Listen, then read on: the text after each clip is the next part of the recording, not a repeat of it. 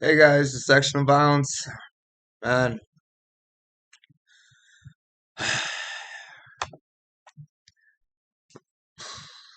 all I'm gonna say is go, and all I'm gonna say is I screwed the pooch. 9-4 on picks, not bad. But let's get through the fights. And who do I think they should fight next? We have Esteban Ribovics versus Kamala Kark. The first round started really shaky for Ribovics with the back control of Kirk. He scored a lot of control time with the back control. He wasn't really any close to getting a submission, but he was there and he won that round clearly. And around round two, the things began to tide. He couldn't keep Ribovics down. Ribovics had good moments. Um, I remember Ribovics catching him on a few occasions.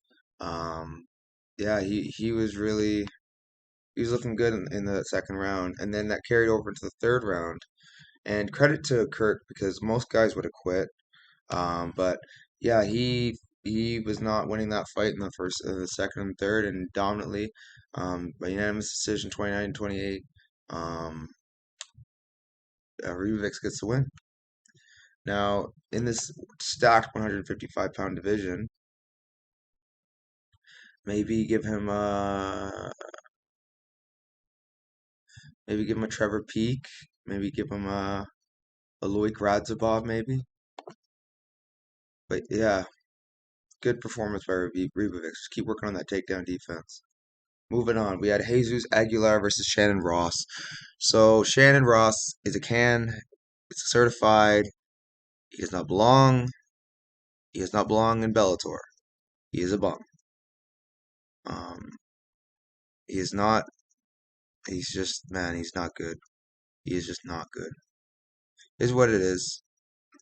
Jesus Aguilar, on the other hand, showed beautiful technique as far as the overhand goes.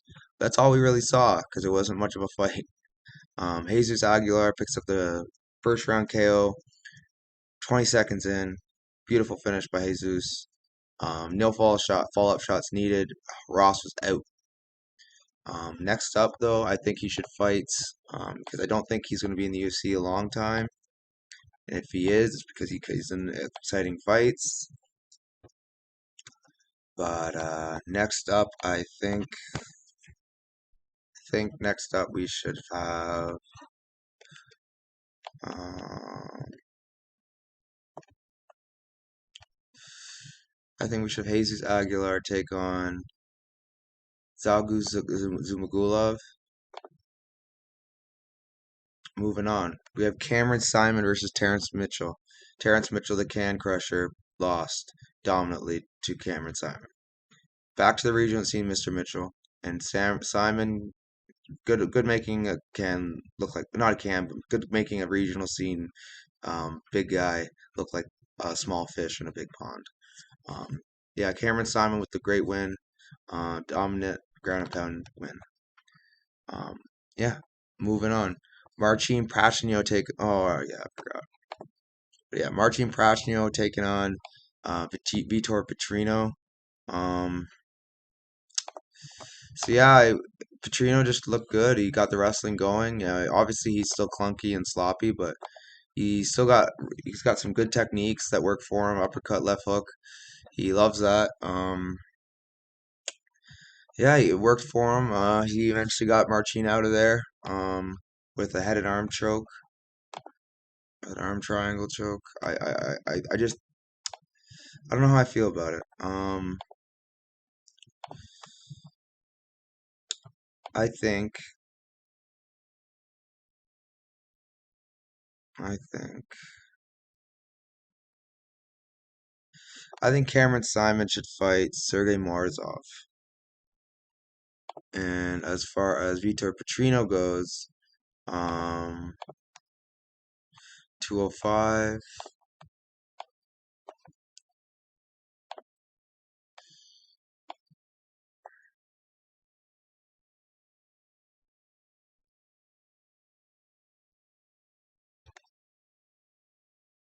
Come on. Petrino.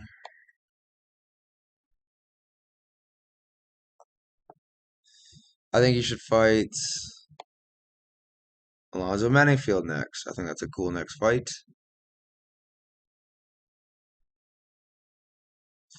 Unless where's Crute in the rankings? Okay, never mind.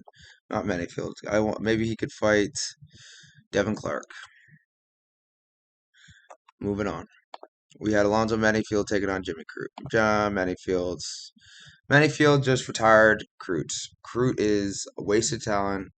He's just not that smart, and he's not good at striking. Um, bye bye Crute. See ya. I think Mr. Manyfield should fight one Ion Cutelaba. That would be a fun one.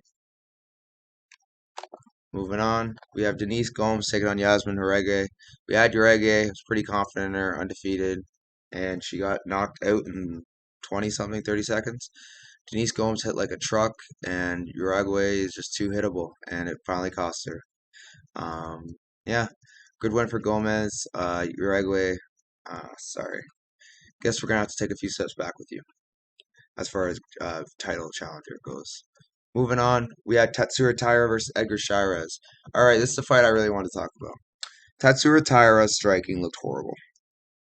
His boxing is non-existent. His kicks are okay, and his jiu-jitsu is pretty good. But against good jiu-jitsu guys, I think he's going to get exposed. And I don't rate like his ground and pound either. It's not that vicious. It's like, eh, I don't know. Tatsuya Terra to me, he's somewhat impressive, but he's going to get exposed soon, and I am not going to be taking him at chalk his next fight. But yeah, good performance by Edgar Chairez for in the third round. Tatsuro Taira, he almost got him out of there at the end of the fight, but luckily for Taira, the bell rang just in time. Won but unanimous decision 29-28 or 29-27, something like that. But yeah, good win for Taira. Still, you're a sus prospect. I think it's gonna get exposed soon. Um, oh yeah. So we got Gomez 115.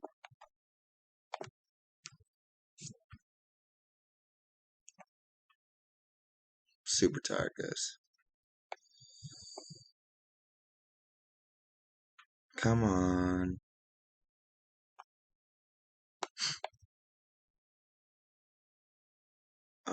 So Uruguay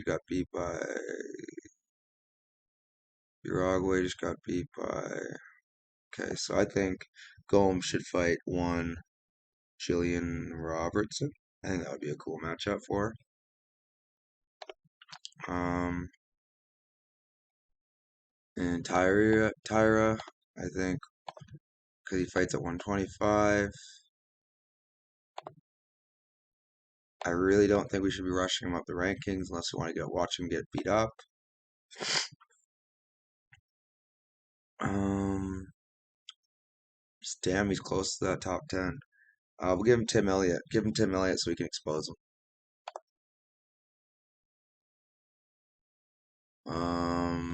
Next up, we had Robbie Lawler versus Nico Price. I told you all this was going to be a KO win for Robbie Lawler on the way out. Nico Price is too hittable. He's washed. He's not good. And Robbie Lawler he was good at least at one point, and he came with a purpose this fight. I was not going to not back Robbie here. I'm really proud of this cash. Easy win for Robbie. Good shit. Um, nice way to go out. He's a legend and a personal favorite of mine. But yeah, let's see who Robbie fights next. Or if he were to fight next, who would I want him to fight? I think a Conor McGregor fight makes sense. I don't even need to see that. Next up, we have Bo Nickel taking on Val Woodburn. Well, that was a dumb pick. I thought Val Woodburn was actually somewhat okay on the feet. Turns out he's actually an ape. That is not a racial term. That is just a term in the MMA betting community to meaning a wild animal fighter. And he fights like he's a wild animal. Bo Nickel, very, very calculated with everything he does. Has some holes, obviously, as a striker. And in MMA, he doesn't have a whole lot of jiu-jitsu, and his wrestling is what he relies on the most. But good to see his hands showing that power, that really intense power he has. Sent Val Woodburn to the Shadow Realm. But yeah, great win for Bowman. Um, he's improving. He's getting better, and I'm interested to see how his future progresses. Now, Bo, if I could pick you an opponent, this is interesting. Oh, mm.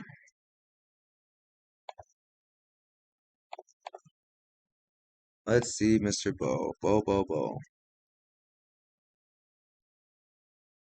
I think Mr. Bo should fight Mark Andre Barrio. That's the fight I want to see. Moving on, we had Dan Hooker taking on Jalen Turner. Jalen Turner, man, he just sold. He is not the fighter I thought he was. He is 13-7, and he's going to be sent to Bellator soon. I don't rate him high anymore. His striking's elite. He's got some good jiu-jitsu, but he can't be getting beat up by Dan Hooker. That's just should be happening. Anyways, both of these guys are going to be journeymen by the end of their careers. Neither will be champion, but doesn't matter because Dan Hooker's a savage and he puts on amazing fights. I'm a big fan of Dan. Um, Journeyman isn't an insult. It's just what happens when you're never gonna get to a belt, but you're still a really good fighter. Um, but yeah, Dan Hooker, man, great performance. Showed heart of a lion.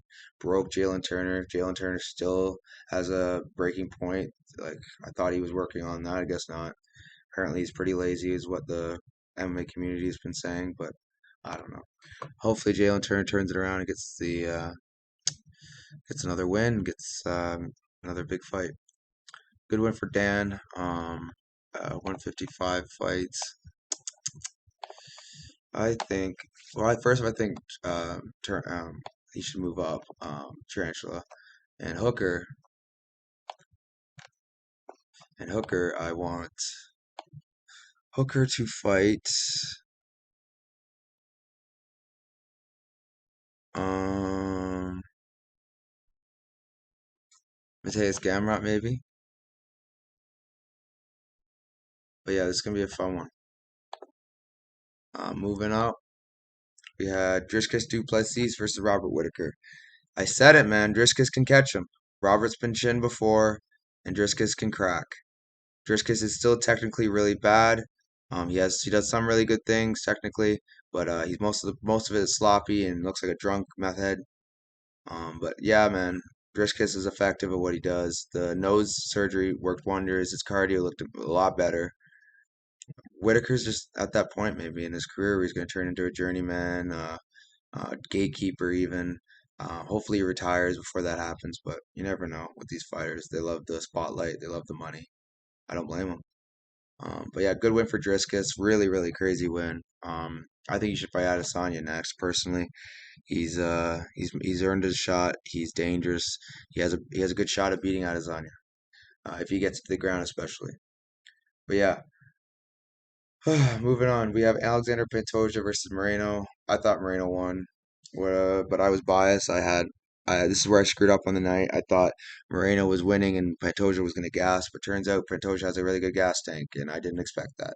And for that reason, I lost all my winnings that I won last night. So really, really unfortunate night, how it ended, but it was a really good event. Got to meet so many famous people. But yeah, I got Moreno here. Or sorry, I had Moreno here, and unfortunately, Pantoja got the decision with his control. Moving on, we had, and I think I think they should run it back again. Next up, we have Volkanovski versus Rodriguez. I was desperate for that money back, so I put a little bit on Yair, 2.5. At a live odds plus 400. I didn't know it'd swell to the point of plus 1,000, but I also didn't expect Volk to finish, and Volk's just that good. Volk is the man. He's 26-2, should be 27-1. But Islam's robbery is the reason he isn't. I think his next fight should be Islam or Ilya Topuria. But anyways, guys, like, subscribe, you know the drill, and I'll see you next time.